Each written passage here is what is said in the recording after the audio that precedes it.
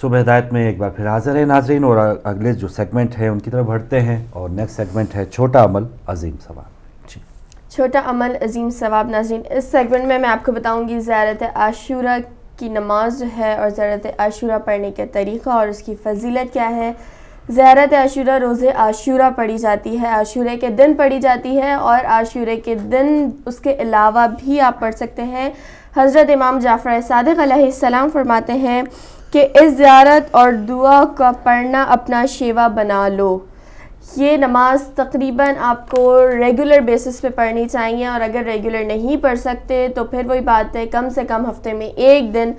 ضرور پڑھیں، اور اس دعا کو، اس زیارت کو جو پڑھنا ہے وہ خاموشی والی جگہ پہ کہ جہاں کوئی آپ کو ڈسٹرب نہ کرے، اور اگر کوشش ہو تو کھلے آسمان کے نیچے پڑھیں اس زیارت کو۔ اور اس زیارت کو پڑھنے کی اتنی فضیلت ہے،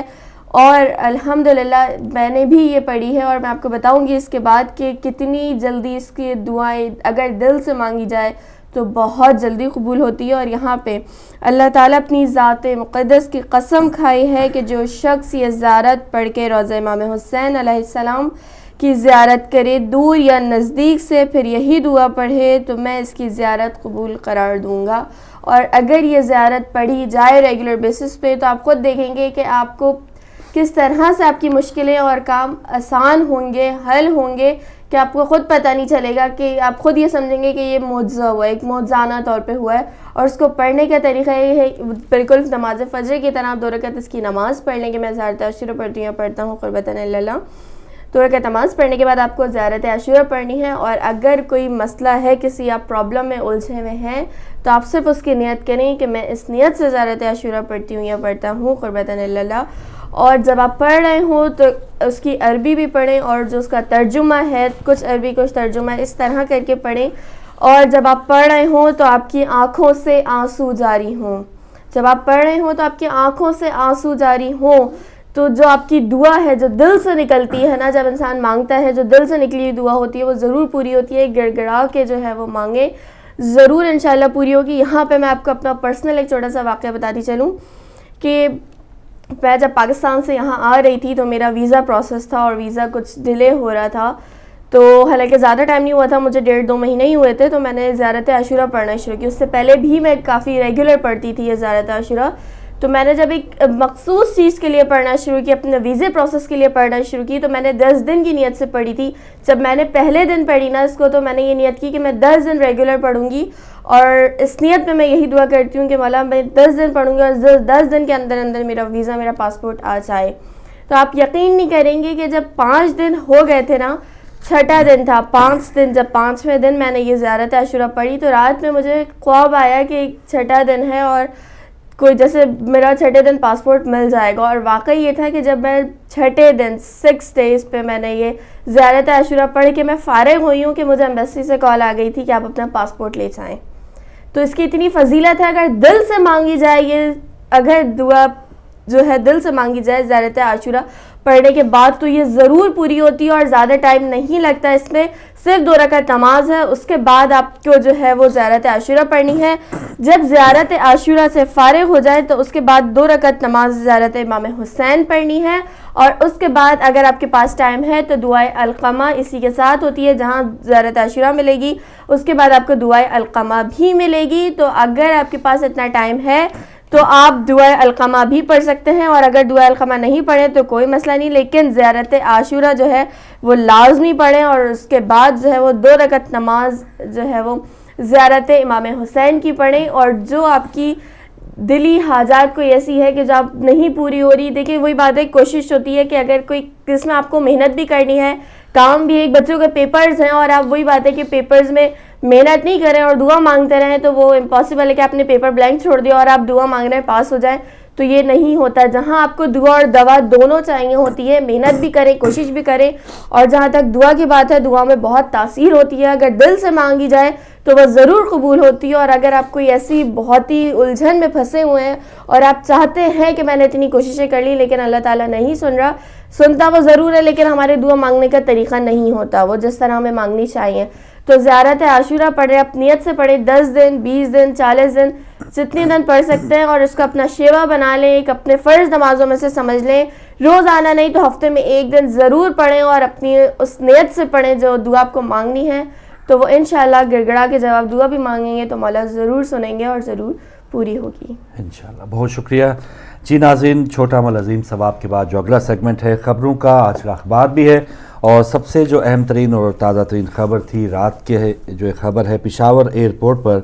ریاض سعودی عرب سے آنے والی PIA کی پرواز پر فائرنگ ہوئی، جس میں ایک خاتون ہلاک اور 2 زخمی ہو گئی. پائلٹ کی مہارت کے بعد ہنگامی لینڈنگ، اور طیارے میں 178 افراد بھی سوار تھے جن کی جانیں بچی ہیں. تو ایئرپورٹ کے اوپر اور خاص طور پہ کراچی ایئرپورٹ کے بعد کا ایک اور واقعہ، اور یہ بھی ایک سوچنے والی بات ہے کہ کراچی ایئرپورٹ واقعے کے بعد پاکستان کے تمام ایئرپورٹس پر ایک ایمرجنسی کا اور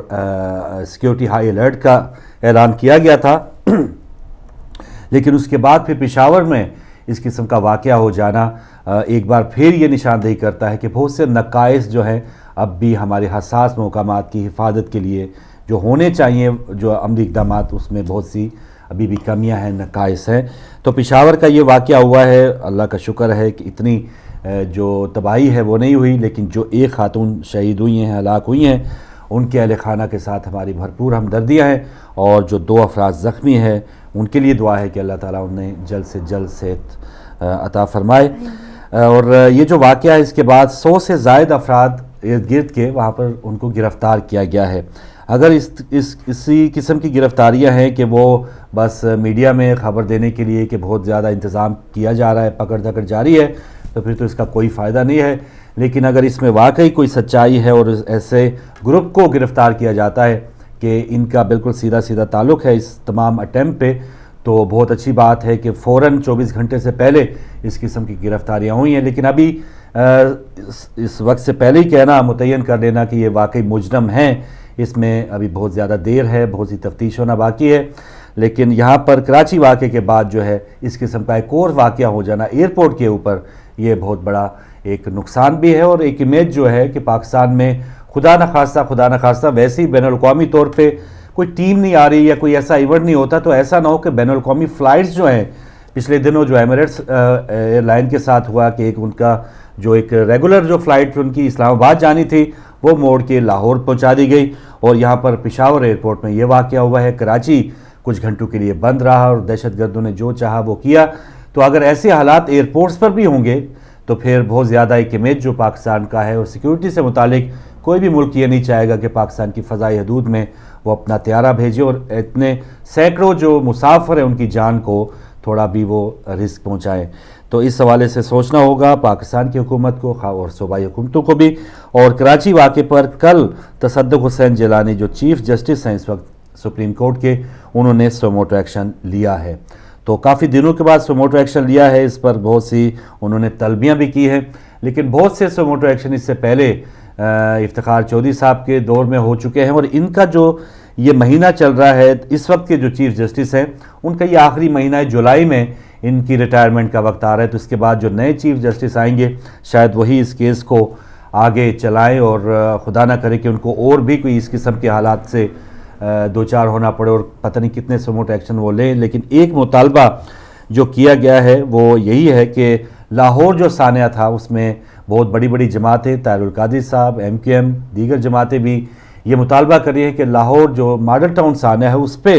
سوموٹو ایکشن لیا جائے، اور اس میں ایون وزیر اعظم نواز شریف اور وزیر اعلیٰ شہباز شریف اور پنجاب کی جو انتظامیہ ہے اہم ترین افراد کو طلب کیا جائے. تو ایسا ہونا ناممکن نہیں ہے، اور یہ بالکل اگر تفتیش کی جانی چاہیے، اور واقعی ایک ایسا ادارہ ہے پاکستان میں انصاف پہنچانے کے لیے، تو جہاں پر 12 سے 15 افراد کو ویسے ہی شہید کر دیا جاتا ہے بغیر کسی وجہ کے.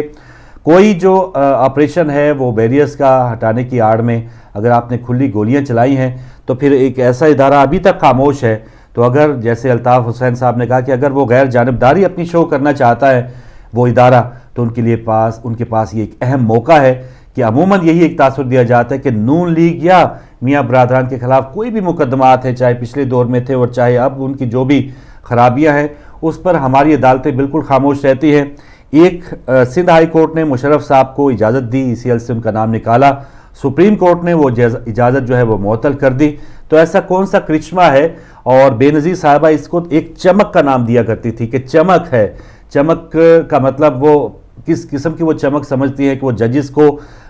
नून लीग वाले या मियाँ बरदरान कौन सी चमक दिखाते हैं कि वो चमककार हो जाता है और वो केस जो है इधर से उधर और उनके पेंडिंग पड़े रहते हैं। और जो दीगर जो उनके मुखालफिन हैं, इवन पिछले दौर में आपने वज़ीर आज़म के साथ, जो पीपल्स पार्टी के वज़ीर आज़म थे, उनके साथ जो सलूक का वो आपने देखा। तो ऐसे में अगर अब ये वक्त है कि गैर जानबदारी उन्होंने शो करानी है, तो फिर लाहौर का जो वाक़या है, मॉडल टाउन वाला वाक़या है, इस पर भी सुमोटो एक्शन लेना चाहिए। और जिस पर लिया है अब वो फाइल में नहीं पड़ा रहना चाहिए। और जिस तरह सुमोटो एक्शन पे एक्शन लिए गए पिछले दौर में, और कोई फ़ैसला या कोई भी मुजरम जो है वो उसको सज़ा नहीं हुई। एक बदनसीबी यही भी है, हमारे जो इंसाफ का निज़ाम है,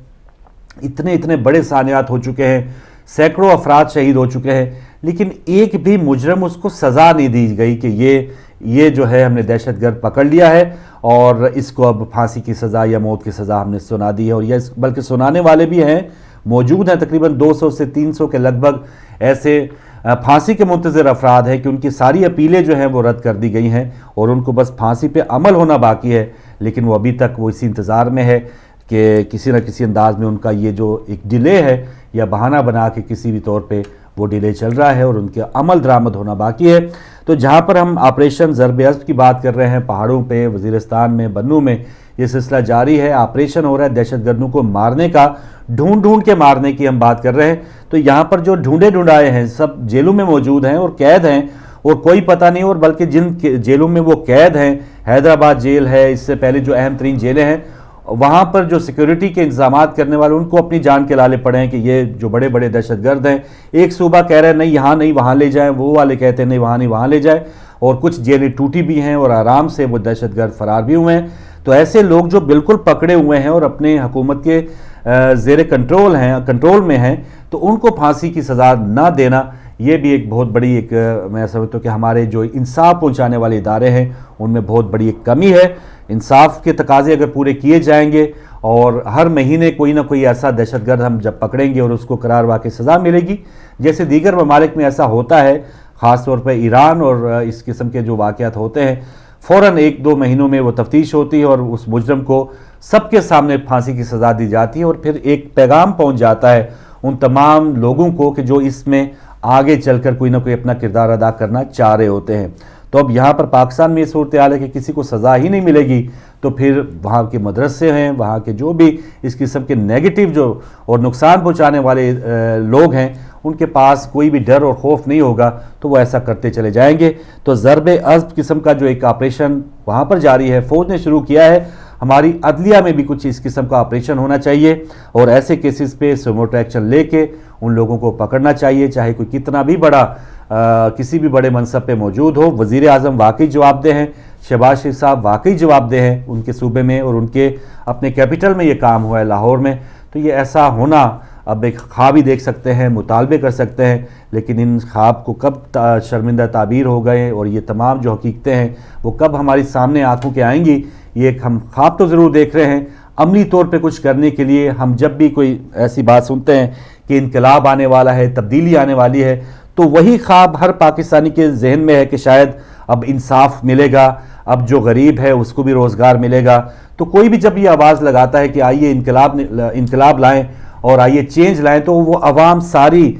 अपनी तवज्जो जो है उन्हीं की तरफ मरकूज़ कर देती है। तो इन दिनों जो इनकलाब की बातें हो रही वो ताहिरुल कादरी साहब की हैं और उनका अब ये कल जो ताज़ा तरीन इंटरव्यू था उसमें वो फरमा रहे थे कि कुछ दिनों के बाद वो एक मुकम्मल एक ऐसी कॉल देने वाले हैं आवाम को कि उसके बाद फिर कोई भी घर नहीं जाएगा और बिल्कुल डू और डाई वाली सिचुएशन होगी और पाकिस्तान में एक इनकलाब जो है वो ज़रूर बर्पा होगा। इसके लिए वो क्या इक़दाम करेंगे और कब की वो कॉल देंगे, वैसे बाज़ार वो कह रहे हैं कि इतनी देर नहीं करेंगे, लेकिन कुछ ऐसे इक़दाम या कुछ ऐसे जेस्चर जो उन्होंने दिखाएं, काफ़ी कमज़ोरी उनके उन जेस्चर्स में नज़र आई है कि जो एक इनकलाब लाना चाहते थे उसमें उनके कारकुनों को कितना ज़्यादा एक उनका मोराल अप हुआ होगा कि जब उन्होंने लाहौर में जो उनकी वो प्लानिंग थी या जिस अंदाज में उन्होंने वो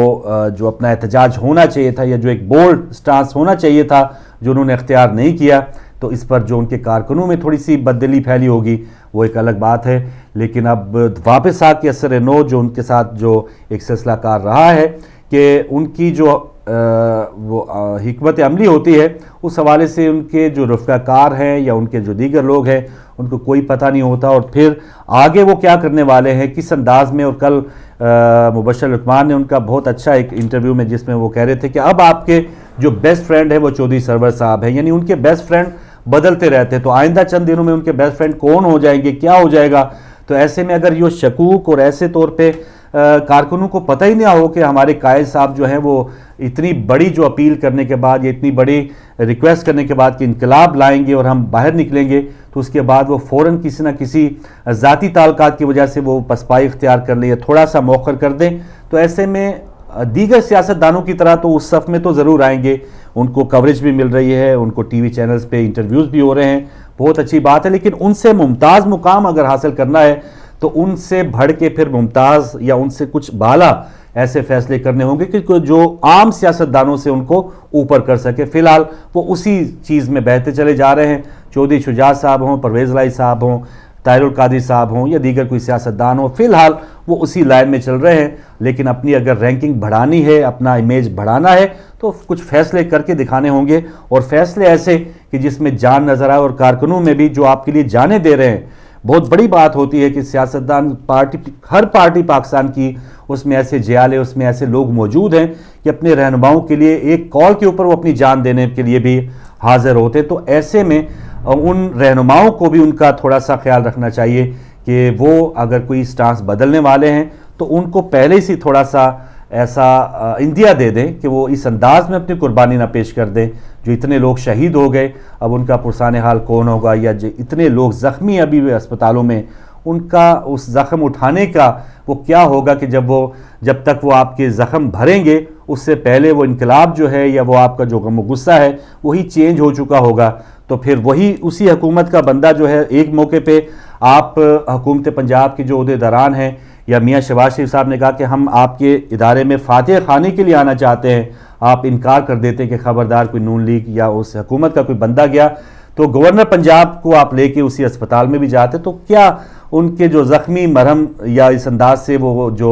ज़ख्म खाए हुए हैं आपकी वजह से, तो उनको किस अंदाज का मरहम आपने दिया है कि जब उसी हुकूमत के नामजद करदा जो गवर्नर है वो आपके सराहने पे खड़े हों, तो फिर उस ज़ख्मी का क्या हाल हुआ होगा, जो अपने कायद को भी देख रहे होंगे और उस गवर्नर साहब को भी देख रहे होंगे कि जो उस वक्त बिल्कुल खामोश थे जब मॉडल टाउन में गोलियां चल रही थी। ठीक है, शहबाज शरीफ साहब ज़ालिम आला हैं, लेकिन जो गवर्नर साहब जो उस दिन गए हैं लाहौर एयरपोर्ट में, तो उस वक्त तो वो भी गवर्नर ही थे, वो रातों रात गवर्नर नहीं बने। तो उस रात को जब मॉडल टाउन में गोलियां चल रही थी, काश गवर्नर साहब भी कुछ ना कुछ इंसानियत दिखाते और वो पुलिस को या पुलिस के ऐसे हुक्म को मुअत्तल कर देते या जो भी वहाँ पे चल रहा था उसका कोई एक्शन लेते। तो जब गवर्नर सिंध जो हैं वो मुदाखलत करके कुछ मामलात को सॉल्व कर सकते हैं, तो गवर्नर पंजाब का उस वक्त जो किरदार था वो अगर वो अदा करते तो हमें अप्रिशिएट करते। लेकिन इस वक्त जो दोस्तियां चल रही हैं गवर्नर साहब की, ताहिरुल कादरी साहब की, ज़ाती तौर पे उनकी चलती रहेंगी, बहुत अच्छी बात है, या उसका फ़ायदा भी हुआ होगा,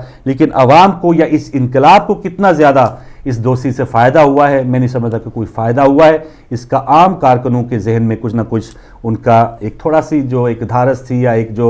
गम और गुस्सा था इस हुकूमत के ख़िलाफ़, वो बजाय के बढ़ने के वो कम हुआ होगा। मौजूदा इंटरव्यूज़ में वो कुछ उसको रिकवर करने की कोशिश कर रहे हैं, दोबारा अपने वो बिल्डअप करने की कोशिश कर रहे हैं, लेकिन देखते हैं कि इसमें कितना वक्त लगता है। आम लोग जब तक नहीं मिलेंगे, क्योंकि जो उनके कारकुन हैं वो तो हैं ही हैं, वो बेशक तस्वीर खिंचवा ले नवाज शरीफ साहब के, हाँ मॉडल टाउन चले जाएं, आम कारकुन जहां फंसा है वो फंसा ही है। ये भी एक अलमिया है कि जो लोग जहां फंसे हैं वो फंसे हैं, लेकिन जो बड़ी तादाद है पाकिस्तान की जो फंसे हुए नहीं हैं, ये थोड़े से ऊपर हैं या थोड़े से उनकी जो वो चेक कर लेते हैं कि किस अंदाज में, या एक हवा का रुख देख के वो अपने इस अंदाज में जो वाबस्तगियाँ हैं वो उसको दे देते हैं। तो ऐसा बहुत बड़ा तबका जो है वो इस जेस्चर के बाद कुछ वो रुक गया होगा, थम गया होगा, और जो एक कह लें कि हवा फैली हुई थी या एक फ़ज़ा थी कि इतना जुल्म और सितम के बाद जो बारिश अफराद जिन पर लाठी चार्ज हुआ, पूरे पाकिस्तान की हमदर्दियाँ इस इनकलाब, इस मार्च और तहरीके जो ताहिरुल कादरी साहब की जो जमात है उसकी तरफ थी, लेकिन वो हमदर्दियाँ अब आहिस्ता आहिस्ता ख़त्म होते हुए, कम होते हुए अब उनको दोबारा रिकवर करने की कोशिश करना पड़ रही है। तो देखते हैं कि उसमें वो कितने कामयाब होते हैं। अगली जो खबर है, कराची के वाक़यात उसी की तरह हैं, और कराची में दहशतगर्दी के मज़ीद वाक़यात में 6 अफराद हलाक हो गए। बहुत ही अफसोस की बात है। यहाँ पर देखें, सुमोटो एक्शन लेने की हम बात तो करते हैं कि सुमोटो एक्शन लिया जाए, लेकिन कराची के हालात पे सुमोटो एक्शन लिया जा चुका है। हियरिंग्स भी होती हैं, बहुत सी जो लिस्टें दी गई हैं कि फ़लाँ जमात के इतने, फ़लाँ जमात के इतने लोग मौजूद हैं, लेकिन उस पर कितना अमल हुआ। अगर काश अमल हुआ होता और उन दहशतगर्दों को जो लिस्टों में नाम शामिल थे उनको सज़ा मिलती, तो आज ये जो 6 अफराद शहीद हुए हैं, इस किस्म की हम खबरें कराची से ना ढूंढ पाते। तो ये है कि जो अमल दरामद होना बाकी है, उसी वजह से शायद जो मुजरम है उनको और शय मिलती है और उनको और फ्री हैंड मिलता है। वो समझते कि हम जो चाहें वो करें, जिसको चाहे मार दे, हमें कोई पूछने वाला नहीं। और यही हालत इस वक्त कराची की है। इनकलाब की बात करें तो इमरान खान साहब का एक बयान आया है कि अगर इंसाफ ना मिला तो खैबर पख्तूनख्वा असम्बली भी तोड़ सकता हूँ, इनकलाब के लिए ताहिरुल कादरी से मिल सकते हैं। तो ये इमरान खान का एक जो बयान और जो खैबर पख्तूनख्वा असम्बली से मुतालिक उनका ये कहना है कि वो असम्बली तोड़वा सकते हैं या तोड़ सकते हैं, तो ये काफ़ी एक बहुत बड़ा चैलेंज होगा और बहुत बड़ा एक इस पूरे सेटअप को हिलाने के लिए उनका एक मस्बत, अगर वो ऐसा करें तो एक तरीक़ाकार होगा। क्योंकि अब वज़ीर आला चाहे, क्योंकि बहुत सी तरामीम के बाद पहले तो सदर साहब 58(2)B के तहत वो असम्बलियाँ तोड़ सकते थे, लेकिन अब जो है वो सारे इख्तियारात वज़ीर आला या वज़ीर आज़म के पास हैं। और वज़ीर आला परवेज़ खटक साहब अगर ये चाहें कि वो पेशावर में या खैबर पख्तूनख्वा की असम्बली तोड़ना चाहते हैं, तो वो अपनी जो तजवीज़ है वो गवर्नर को भेज सकते हैं और गवर्नर पे ये लाजम है कि वो उस तजवीज़ पर अमल करें। तो अगर तहरीक इंसाफ ऐसा करती है और उन्होंने ये दबाव रखा है कि अगर उनको इंसाफ ना मिला, यानी वो 4 जो हल्के जिनकी धांधली की वो बात करें कर, उसमें अगर इनको इंसाफ नहीं मिलता तो वो खैबर पख्तूनख्वा की असम्बली तोड़वा सकते हैं। तो ये एक बहुत बड़ी धमकी है, एक बहुत बड़ा एक कह लें कि कार्ड फेंका इमरान खान ने। और दूसरी तरफ जो उनका कहना है कि ताहिरुल कादरी साहब से वो मिल सकते हैं, तो इसमें जो मेन रुकावट होगी, ताहिरुल कादरी साहब को जो एक स्टांस है तालिबान के खिलाफ वो हम सब के सामने है, वो बिल्कुल बोल्ड स्टेप है। और उन्होंने एक फतवा भी दिया कि जो कातिल हैं वो कातिल हैं, चाहे तालिबान के रूप में है चाहे किसी भी रूप में है, उनको सज़ा मिलनी चाहिए। और दूसरी तरफ तहरीक इंसाफ का जो स्टांस है तालिबान के लिए कि दफातर भी होने चाहिए, इवन मजहबी अमूर की जो वजारतें हैं वो भी तालिबान को मिलनी चाहिए। मुज़ाकरात के नाम पे वो बिल्कुल उस हुकूमत के साथ थे, नवाज़ हुकूमत के साथ थे। तो ऐसे में जो एक मैं समझता हूँ कि खलीज है वो तालिबान के साथ जो रवैया है वही होगी। अब इस खलीज को कोई अबूर कर सकता है या इसको कितना नज़दीक को ला सकते हैं कि तालिबान से मुतालिक ताहिरुल कादरी साहब का जो रवैया है वो थोड़ा सा चेंज हो, वो पिघले, और इमरान साहब का इतना जो नरम रवैया है वो उसमें थोड़ी सी सख्ती लाएं। तो शायद इनकलाब में ये दोनों जमातें मिल के अगर कुछ काम करेंगी तो इसमें कुछ यकीनी तौर पे हम ये कह सकते हैं कि इसमें कामयाबी के चांसेस बढ़ जाएंगे। क्योंकि काफ़ी बड़ा तबका पिछले जो इलेक्शन हुए थे उसमें तहरीक इंसाफ में के वो सपोर्टर थे, और जो बाहर रहने वाली जो जमात थी, बड़ी जमात थी, वो ताहिरुल कादरी साहब की थी। तो अगर ये दोनों जमातें मिलती हैं तो फिर वाकई इनकलाब में एक गर्मा गर्मी आएगी। लेकिन इस गर्मा गर्मी के दरमियान में जो एक खलीज है या दरिया है वो किस अंदाज में अबूर किया जाएगा इन दोनों रहनुमाओं की तरफ से, ये भी आने वाला वक्त बताएगा। तो ये कुछ अहम ताज़ा तीन खबरें थी। आज का अखबार जो है उसमें नवाज शरीफ साहब का एक बयान है कि पाकिस्तान किसी महाजराई का मुतामल नहीं हो सकता, दिफाई इस्तेहकाम के बाद मुआशी खुद मुख्तारी की मंजिल पालेंगे। तो ये पहले वो बिल्कुल इससे उलट कर रहे थे, वो समझ रहे थे कि पहले माशी खुद मुख्तारी करेंगे उसके बाद दिफाई इस्तेहकाम के हवाले से वो सोचते थे, ऑपरेशन से मुतालिक सोचते थे। तो अब उनका थोड़ा सा जो रवैया चेंज हुआ है, किसी ने करवाया है या खुद उनको ये अब समझ आ गई है, ये अल्लाह बेहतर जानता है। लेकिन जब तक पाकिस्तान का दिफा मजबूत नहीं होगा, पाकिस्तान के अंदरूनी जो हालात हैं तखरीबकारी के, दहशतगर्दी गए, वो मैं अपने ख़त्म नहीं होंगे, तो कौन है जो बंदा वहाँ पे कोई आम जनरल स्टोर भी खोलेगा जहाँ पर बमबारी हो रही है, तो बड़े बड़े जो मुखैर हजरात हैं वो किस किस्म की इन्वेस्टमेंट करेंगे पाकिस्तान में। तो अव्वलीन तरजीह पाकिस्तान की हुकूमत की यही होनी चाहिए कि पाकिस्तान में अमन व अमान हो, उसके बाद जो माशी खुद मुख्तारी है उसकी मंजिल की तरफ वो बढ़ने के लिए कदम उठाएं, तो कोई दूसरे भी उनके साथ देने के लिए बढ़ेंगे। लेकिन इस वक्त ये सूरत हाल है कि कोई आम जो सूझबूझ वाला बंदा है वो मैं नहीं समझता कि आम कराची में कोई जाके इन्वेस्टमेंट करेगा जहाँ पर इतनी आग लगी है। और आने वाला कल लाहौर में भी इस किस्म की आग, इस किस्म का इंतशार फैला है, पंजाब की क्या सूरत हाल होगी। तो इस किस्म के हालात में कोई भी इन्वेस्टमेंट के लिए पाकिस्तान नहीं जाएगा। तो यहाँ पर जो अमली तौर पर इकदाम करने की ज़रूरत है वो यही है कि पहले अमन हो और उसके बाद फिर किसी और नया ख्वाब है उसकी ताबीर की तरफ सोचा जाए। کل کی خبر جو ہم نے آپ کو دی تھی، خودکش حملہ ناکام بناتے ہوئے 2 اہلکار شہید ہوئے اور بمباری سے مزید 47 دہشت گرد مارے گئے ہیں، اور کل دہشت گردوں کے جو ہلاکت ہے اس کی تعداد 300 سے بڑھ گئی ہے۔ تو بہت ہی اچھے انداز میں جو آپریشن جاری ہے ضرب عزم وہ ہے، اور اس میں 2 اہلکار جو شہید ہوئے ہیں ان کو ہم سلام پیش کرتے ہیں کہ پاکستان کی حفاظت کے لیے انہوں نے اپنی جانوں کا نذرانہ پیش کیا ہے۔ اور اب وہ طاقتیں، وہ سیاسی جماعتیں وہ نظر نہیں آ رہی ہیں۔ اگر کاش وہ کسی ٹی وی انٹرویو میں ہمیں نظر آئیں، مولانا منور حسن یا جماعت اسلامی کا کوئی ان کا اس وقت کے جو امیر ہیں سراج الحق صاحب، ان سے کوئی پوچھے بندہ کہ یہ جو 2 اہلکار فوجی ہیں وہ شہید ہیں کہ وہ جو 47 دہشت گرد مارے گئے ہیں وہ شہید ہیں، تاکہ ہماری جو ویسے تو ان کی نظر میں ہم اس سے پہلے سن چکے ہیں، ان کی زبان سے سن چکے ہیں کہ اسامہ بن لادن شہید ہیں، حکیم اللہ مسعود شہید ہیں، اور پاک فوج کے جوانوں سے متعلق ان کا بالکل رویہ الٹ تھا۔ تو اگر ایسے لوگوں کو ہم اب بھی پہچان لیں کہ ایسے لوگ کہ جن کی وابستگیاں، جن کے اداروں میں یہ تمام دہشت گرد پلتے رہے ہیں، تو ایسے لوگوں سے بھی آپریشن یا ایسے لوگوں سے بھی تھوڑا سا آنی ہاتھوں سے نبٹنا چاہیے۔ ایسے لوگوں کو ہم نے اسمبلی میں پہنچا دیا ہے، تو ایسی سوچ کو، یہ سوچ کے ساتھ لڑائی ہے، یہ افراد کی یا افراد کو جتنے بھی مار دیے جائیں، لیکن جب تک وہ سوچ ختم نہیں ہوگی کہ جو دہشت گردانہ سوچ ہے اس سے مقابلہ نہیں ہوگا، تو یہ آپریشن حقیقی طور پہ کامیاب نہیں ہو پائے گا۔ تو ایسے لوگوں کو آنا چاہیے، وہ آپریشن سے متعلق اپنے بیانات دیں تاکہ پاکستان کی عوام کو پتہ چلے کہ یہ حق پہ کون ہے اور باطل پہ کون ہے، اور شہید کا رتبہ جو ہے ان کی نظر میں کون حاصل کر رہا ہے۔ وہ دہشت گرد مارے جا رہے ہیں جو وہ شہید ہیں، یا جو پاک فوج کے جوان جو اس سلسلے میں اپنی جان کا نذرانہ دے رہے ہیں وہ شہید ہیں، تاکہ ان کی نظر بھی یا ان کے جو چہرے ہیں وہ بھی واضح طور پہ مزید پاکستان کی عوام کے سامنے آئیں۔ جی، آئی ڈی پیز سے متعلق ایک خبر ہے کہ پنجاب سے 50 ٹرک سامان جو ہے وہ روانہ کر دیا گیا ہے۔ بہت بڑی ایک تعداد ہے، تقریباً 5 لاکھ کے قریب جو مہاجرین ہیں وہ اپنا علاقہ چھوڑ کے آئے ہیں، تو مختلف صوبے جو ہیں وہ اس پر امداد دے رہے ہیں، بہت اچھی بات۔ اور امداد سے متعلق بنوں میں راشن تقسیم کرتے ہوئے بدنظمی ہوئی، اور آئی ڈی پیز کا کیمپ پر دھاوا اور پتھراؤ بھی ہوا۔ تو یہ بھی بات اب جو منتظمین ہیں ان کو یہ ذہن میں رکھنا ہوگا کہ جو بھی ٹرک جاتا ہے وہاں پہ کوئی بھی امدادی سامان جاتا ہے، تو جو بیچارے 2 دن کے بھوکے ہیں، 3 دن کے بھوکے، ہم ان سے یہ کہیں کہ بھائی لائنیں بنائیں، بہت ہی ادب و آداب کے ساتھ آپ کھڑے ہوں، پھر ایک ایک تھیلے کا انتظار کریں، تو ایسا بہت مشکل ہو جاتا، ہونا تو چاہیے لیکن بہت مشکل ہوتا ہے۔ ان سے توقعات اس قسم کی رکھنا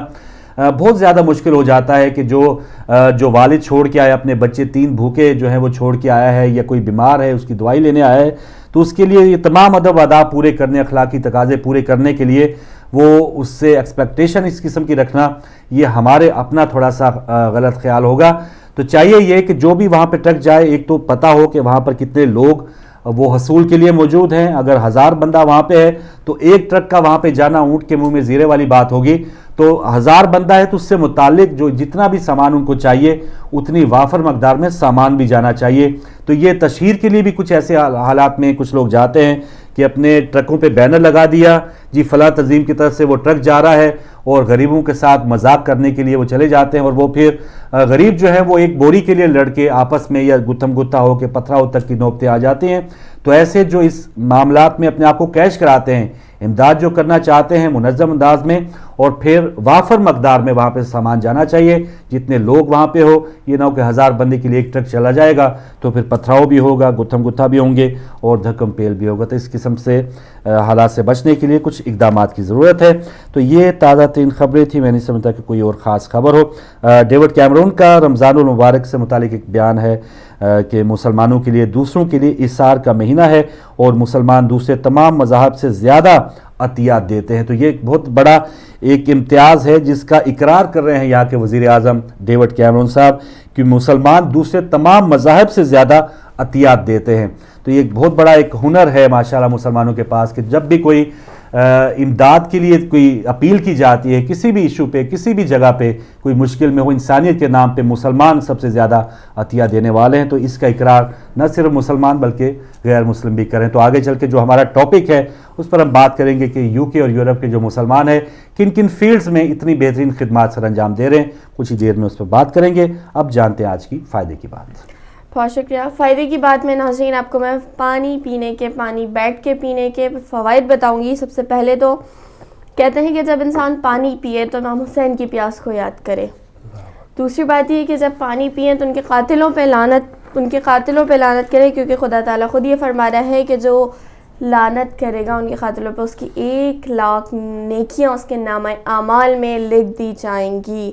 1,00,000 نیکیاں اس کے نامہ اعمال میں لکھ دی جائیں گی. دوسری بات یہ کہ ناظرین، پانی پینے سے پہلے بسم اللہ ضرور بولیں. پانی 3 گھونٹ میں پینا چاہیے. دوپہر میں کھڑے ہو کے پانی پی سکتے ہیں، لیکن رات میں خصوصاً بیٹھ کے پانی پینا چاہیے، کیونکہ مولا علی نے فرمایا کہ رات کے وقت کھڑے ہو کے پانی مت پیو، ورنہ کوئی ایسی بیماری لگ جائے گی جس کا کوئی علاج نہیں ہوگا. پھر وہ یہی علاج ہوگا کہ ہم خدا سے یہی دعا کریں گے کہ یا اللہ آپ ہی اس کو صحیح کر دیں، اور یہ ہماری غلطی تھی، وہ ہم پھر ایک دعا میں چلے جائیں گے. تو لہٰذا دوپہر کے وقت تو کھڑے ہو کے پی سکتے ہیں، لیکن رات کے وقت کھڑے ہو کے پانی نہیں پینا چاہیے، بیٹھ کے پانی پینا چاہیے. اور ایک اور بات بتاؤں میں کہ جس طرح ہم 1000 بیماریوں میں مبتلا ہیں، اسی وجہ سے کہ جو ہم یہ چھوٹے چھوٹے کام ہیں نا، یہ ہم غلط انجام دیتے ہیں. اگر ان کاموں کو صحیح سر انجام دیں تو ہماری اس وقت جو جسمانی بیماریاں ہیں نا، ان میں بھی کافی فرق پڑے گا، بنسبت اس کے کہ 1000 بیماریوں میں مبتلا ہیں، 1000 دوائیں کھا رہے ہیں، اس کے سائیڈ ایفیکٹس ہو رہے ہیں، اس میں دوسری بیماریوں میں الجھ رہے ہیں. اس سے بہتر یہ ہے کہ یہ والے جو کام ہیں اگر یہ صحیح سر انجام دیے جائیں تو ان بیماریوں سے چھٹکارا پایا جا سکتا ہے. اور اس میں یہ ہے کہ پانی بیٹھ کر پینے کے فوائد اتنے ہیں کہ آپ کے جو گردے ہیں یہ خراب نہیں ہوتے. پانی بیٹھ کے پینے سے آپ کے گردے خراب نہیں ہوتے. پانی بیٹھ کے پینے سے آپ کے جو گھٹنے ہیں یہ ہمیشہ ایکٹیو رہتے ہیں. اور آج کل تو ماشاءاللہ چھوٹی عمر سے ہی لوگوں کو گھٹنے کی جو درد کی بیماری ہے وہ شروع ہو رہی ہے کہ جب وہ ایک اپنی ایج تک پہنچتے نہیں ہیں کہ وہ ایک گھٹنے کی اتنی سخت بیماری میں مبتلا ہو جاتے ہیں کہ نیچے نہیں بیٹھا جا رہا، جھکا نہیں جا رہا. تو یہ جو خاص بیماریاں ہیں نا، ان کے لیے خصوصاً توجہ رہے کہ جو چھوٹا سا ایک عمل ہے، یہ کچھ بھی نہیں ہے کہ آپ کو صرف بیٹھ کے پانی پینا ہے بس. اب رات کے وقت بیٹھ کے پانی پیئے، 3 گھونٹ میں پانی پیئے. اور بیٹھ کے پانی پینے سے آپ کے گردے خراب نہیں ہوتے، اور گردے کی بیماری بھی آج کل بہت کامن ہوئی ہے. تو چھوٹے چھوٹے جو اعمال ہیں نا، ان کا خیال رکھا کریں. گھٹنے ہمیشہ ایکٹیو رہتے ہیں. گھٹنے کی بیماری تو آج کل ہر بچے سے سٹارٹ ہو رہی ہے، اور وہ اپنی ایج تک پہنچتا نہیں ہے کہ اس کے گھٹنے بالکل خراب ہو جاتے ہیں، بالکل بیکار ہو جاتے ہیں. تو اس کے لیے بھی یہی ہے، گھٹنے ایکٹیو رہتے ہیں، آپ بیٹھ کے پانی پئیں. ریڑھ کی جو ہڈی ہے یہ بھی مضبوط رہتی ہے. ریڑھ کی ہڈی کی بھی پرابلم کافی لوگوں کو ہے اور دیکھا ہے میں نے. تو اس کے لیے بھی یہی ہے کہ آپ بیٹھ کے پانی پئیں تو آپ کی ریڑھ کی ہڈی جو ہے وہ بھی مضبوط رہتی ہے. دل کی جو والز ہیں یہ بھی کبھی بند نہیں ہوتی ہیں. اگر بیٹھ کے پانی پیا جائے تو دل کی جو والز ہیں جو بند ہو جاتی ہیں یہ کبھی بند نہیں ہوتی. برین کمزور نہیں ہوتا، جو آپ کا دماغ ہے وہ بھی کمزور نہیں ہوتا اگر آپ بیٹھ کے پانی پئیں گے. تو اس سے اتنے سارے فوائد ہیں، اتنی بیماریوں سے آپ بچ سکتے ہیں کہ آپ کے گردے خراب نہیں ہوں گے، آپ کے گھٹنے ایکٹیو رہیں گے، آپ کی ریڑھ کی ہڈی مضبوط رہے گی، آپ کے دل کی والز کبھی بند نہیں ہوں گی، آپ کا برین کمزور نہیں ہوگا. یہ ایک کامن بیماریاں اور بہت بڑی بیماریاں ہیں. ان سب بیماریوں سے چھٹکارا پانے کے لیے جو ہے صرف بیٹھ کے پانی پینا. اور پانی کہتے ہیں ایک دن میں کم سے کم 24 گھنٹے میں 17 گلاس پانی پینا چاہیے. اور جتنا پانی پئیں گے اتنی 1000 بیماریوں سے بچیں گے، آپ خود فریش رہیں گے. جتنا پانی پی سکتے ہیں ایک دن میں کم سے کم 24 گھنٹے میں 17 گلاس ایک دن میں پانی پینا چاہیے. اس سے آپ خود محسوس کریں گے آپ کتنا ایکٹیو رہیں گے،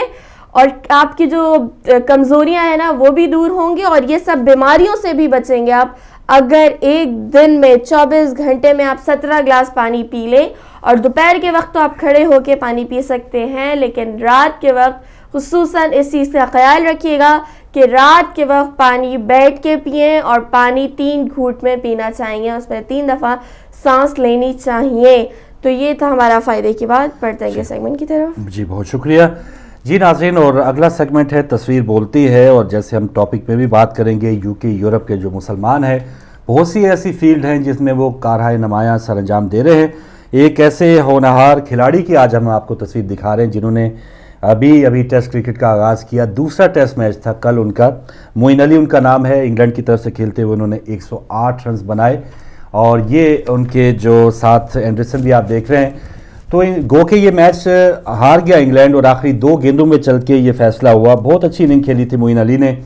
اور یہ دیکھ رہے ہیں ان کے چہرے پہ داڑھی، اور ان کا ایک انٹرویو چھپا کہ ان کا یہ کہنا تھا کہ انہوں نے داڑھی اس لیے رکھی ہے تاکہ جو ایک امیج ہے مسلمانوں کا کہ سب شاید داڑھی والے جو ہیں وہ دہشت گردی ہیں، گردنیں کاٹنے والے ہیں. تو ایسا کام یا ایسا سارے مسلمانوں کے اوپر تھوپ دینا یہ کوئی مناسب بات نہیں ہے. تو معین علی نے یہ ثابت کیا ہے. اس سے علاوہ اور بھی بہت سے مسلمان یہاں انگلش ٹیم میں موجود ہیں. دیگر ممالک میں، غیر اسلامی ممالک میں بہت سے ایسے کھلاڑی موجود ہیں. تو معین علی جن کا تعلق اس وقت برمنگھم سے ہے اور ان کے والدین پاکستان سے یہاں پر ہجرت کر کے آئے تھے، تو ہم سلام پیش کرتے ہیں کہ انہوں نے اس فیلڈ میں آ کے ایک تو پاکستانیوں کا بھی نام بلند کیا، مسلمانوں کا نام بلند کیا. اس سے علاوہ ایک جو باکسر ہے عامر خان، ان کے نام سے آپ واقف ہوں گے. تو ایسے افراد موجود ہیں ہمارے معاشرے میں، ہمارے مذہب میں، کہ جو اپنے اس وطن کے لیے بھی یا جو بھی یورپ کے ممالک ہیں ان میں اپنا اپنا کارہائے نمایاں سر انجام دے رہے ہیں. اور اس فیلڈ میں ہم نے آج اس پر بات کی. دیگر فیلڈز میں کیا کیا